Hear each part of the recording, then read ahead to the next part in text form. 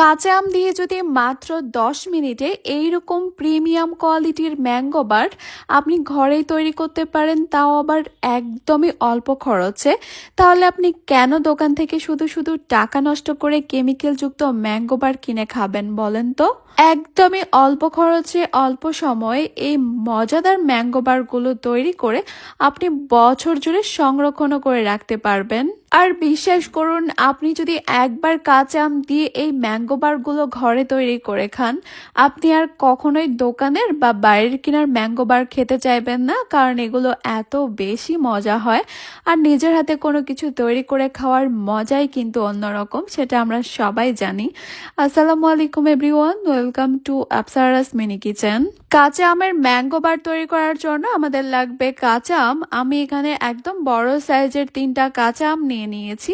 এগুলো দেখে কতটা বোঝা যাচ্ছে আমি জানি না, তবে এই 3টা আমে কিন্তু প্রায় 1 কেজির মতো হয়ে গেছে। প্রথমে আমগুলোকে আমি খুব ভালোভাবে ধুয়ে পরিষ্কার করে নিয়ে আমের খোসাটাকে ছাড়িয়ে নিব।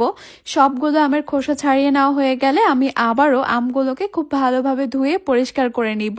এরপরে আমগুলোকে আমি একদম ছোট কিউব করে কেটে নিব। আপনারা আপনাদের পছন্দ অনুযায়ী যে কোনো ভাবেই কেটে নিতে পারেন, তবে চেষ্টা করবেন ছোট করে কেটে নেওয়ার। এই যে দেখতে পাচ্ছেন, আমি সবগুলো আম এইভাবে কেটে নিয়েছি। এবার কেটে নেওয়া এই আমগুলোকে আমি একটা ব্লেন্ডারে জাগে নিয়ে নিব, কারণ এই আমগুলোকে এখন আমি ব্লেন্ড করে একদম একটা স্মুথ পেস্ট তৈরি করব। তবে আমগুলো পেস্ট করার সময় এখানে কোনো রকমের পানি দেওয়া যাবে না।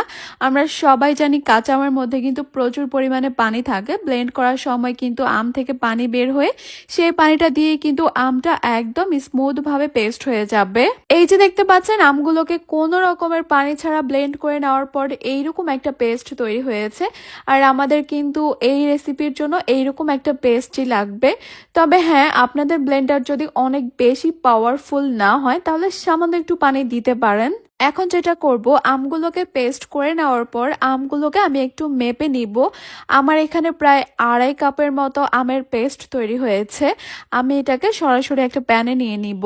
আমার এখানে 2.5 কাপ আমের পেস্ট হয়েছে, আর এই 2.5 কাপ আমের পেস্টের জন্য আমার এখানে লাগবে প্রায় 2.5 কাপ চিনি। মানে যতটুকু আমের পেস্ট নিব ঠিক তার বরাবর কিন্তু নিতে হবে চিনি, এর চেয়ে কিন্তু কম নেওয়া যাবে না। এবার চিনি আর আমের পেস্টটাকে আমি খুব ভালোভাবে মিশিয়ে নিব, আর চিনিটা সম্পূর্ণ গলে যাওয়া পর্যন্ত এইভাবে অনবরত নাড়তে থাকবো।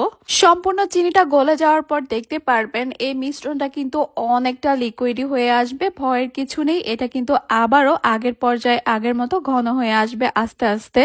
এখন কিন্তু তেমন আর কোনো কাজ নেই, এখন কাজ হচ্ছে শুধু অনবরত নাড়বো আর এই মিশ্রণটা একদম শুকিয়ে আসা পর্যন্ত অপেক্ষা করব। মানে আমের যে এক্সট্রা যত পানি থাকবে সেটাকে সম্পূর্ণভাবে টানিয়ে নিতে হবে। কিছুক্ষণ জাল করে নেওয়ার পর চিনিটা সম্পূর্ণ যখন গলে যাবে তখন কিন্তু দেখতে পারবেন কালারটা সম্পূর্ণ চেঞ্জ হয়ে একদম স্বচ্ছ হয়ে আসছে। এখানে একটা ব্যাপার আপনাদেরকে একটু বলে দিয়েছি, আপনারা যদি ভাবেন যে চিনির পরিমাণটা এতটা দিব না আর একটু কমিয়ে দিব তাহলে কিন্তু হবে না। চিনিটা কিন্তু যেই পরিমাণে বলেছি সেই পরিমাণেই দিয়ে দিতে হবে, তা না হলে কিন্তু ম্যাঙ্গো বারটা কখনোই জমবে না। যেহেতু এখানে আমরা কোনো কেমিক্যাল ব্যবহার করব না, সম্পূর্ণ রান্নাটা কিন্তু এই চিনির উপরে ডিপেন্ড করবে। ঠিক এই পর্যায়ে আমি এখানে দিয়ে দিব 1 চা চামচ লবণ আর দিয়ে দিব 1/2 চা চামচ বিট লবণ। আপনারা যদি এই ম্যাঙ্গো বারের মধ্যে একটু স্পাইসি চটপটা ট্যাঙ্গি স্বাদ আনতে চান তাহলে এখানে সামান্য লাল মরিচের গুঁড়া আর চাট মশলা দিতে পারেন।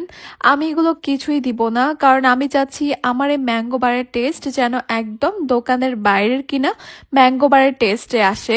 এখন আর কিছুই না, আমি এগুলোকে জাল করতে থাকবো আর অনবরত নাড়তে থাকবো। সম্পূর্ণ চিনির পানিটাও যেন শুকিয়ে যায়, আমের পানিটাও শুকিয়ে যায়, আর সুন্দর একটা স্বচ্ছ কালার হয়ে আসা পর্যন্ত। এই যে দেখেন, আমাদের আমের মিশ্রণটা এখন ঠিক এই পর্যায়ে চলে আসছে। আপনাদেরকে দেখে একটু বুঝে নিতে হবে এগুলো এখন ঠিক কোন পর্যায়ে রয়েছে।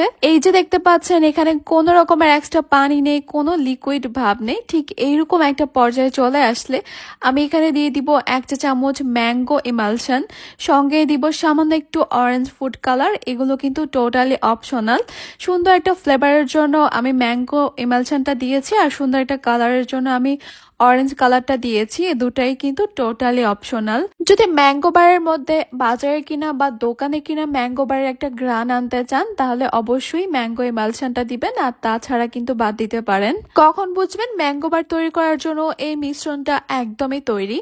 যখন দেখতে পারবেন ছোট ছোট বাবলস আসা বন্ধ হয়েছে আর ঠিক মাঝখানে এরকম বড় বড় বাবলস আসছে, তখনই বুঝতে হবে এই মিশ্রণটা ম্যাঙ্গো বার তৈরি করার জন্য একদম পারফেক্টলি রেডি। ম্যাঙ্গো বার তৈরি করার জন্য কিন্তু এই মিশ্রণটা এখন সম্পূর্ণভাবে তৈরি করা হয়ে গেছে। আমি এখন চুলাটাকে অফ করে দিব আর এগুলোকে চুলা থেকে নামিয়ে নিব।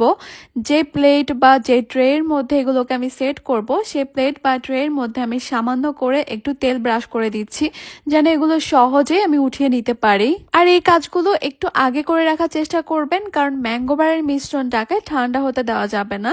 চুলা থেকে নামানোর সঙ্গে সঙ্গে ট্রে বা যে পাত্রের মধ্যে সেট করবেন সেই পাত্রের মধ্যে নিয়ে নিতে হবে।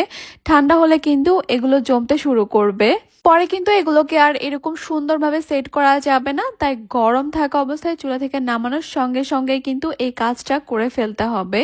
তারপর হালকা হাতে একটু ট্যাপ করে নিচ্ছি যেন চারপাশে সমানভাবে এগুলো ছড়াতে পারে। এরপর এগুলোকে আমি এইভাবেই রেখে দিব সম্পূর্ণ ঠান্ডা হওয়ার জন্য। সম্পূর্ণ ঠান্ডা হতে যত সময় লাগে তত সময়ের মধ্যে কিন্তু এই ম্যাঙ্গো বারগুলো সেট হয়ে যাবে। আচ্ছা, আপনারা কিন্তু এগুলোকে আমসত্ত্ব ভেবে ভুল করবেন না। এগুলো স্বাদ, টেক্সচার কোনো কিছুই কিন্তু আমসত্ত্বর মতো না। এগুলো অনেক বেশি সফট, জিগলি, মুখে দিলেই মুখের সঙ্গে মিলিয়ে যাবে এক নিমিষে। দেখতেই পাচ্ছেন ম্যাঙ্গো বারগুলো খুব সুন্দরভাবে সেট হয়ে গেছে। এবার আপনি আপনার পছন্দ অনুযায়ী এগুলোকে কেটে নিতে পারেন। আমি একটু ম্যাঙ্গো বারের মতো কেটে নিচ্ছি, এতে করে লুকটা বেশি ভালো আসে।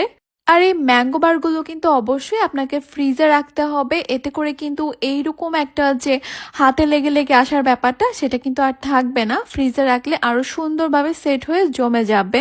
যেহেতু এই ম্যাঙ্গো বারের মধ্যে কোনো রকমের কেমিক্যাল, কোনো রকমের প্রিজারভেটিভ ব্যবহার করা হয়নি, তাই আপনারা যদি এইগুলোকে বছর জুড়ে সংরক্ষণ করতে চান ফ্রিজের নর্মাল চেম্বারে রেখে দিতে হবে একটা এয়ারটাইট বক্স বা একটা জিপলক ব্যাগে করে। আর আমার মনে হয় এই ম্যাঙ্গো বারগুলো খেতে কতটা মজা হবে এই ম্যাঙ্গো বারের চেহারা দেখেই আপনারা বুঝে গেছেন। আশা করছি আমার আজকের রেসিপি আপনাদের কাছে খুবই ভালো লেগেছে আর সহজও লেগেছে। তাহলে আজকে এই পর্যন্তই। সবাই অনেক বেশি ভালো থাকবেন, সুস্থ থাকবেন, সবাই সবার জন্য দোয়া করবেন। আল্লাহ হাফেজ।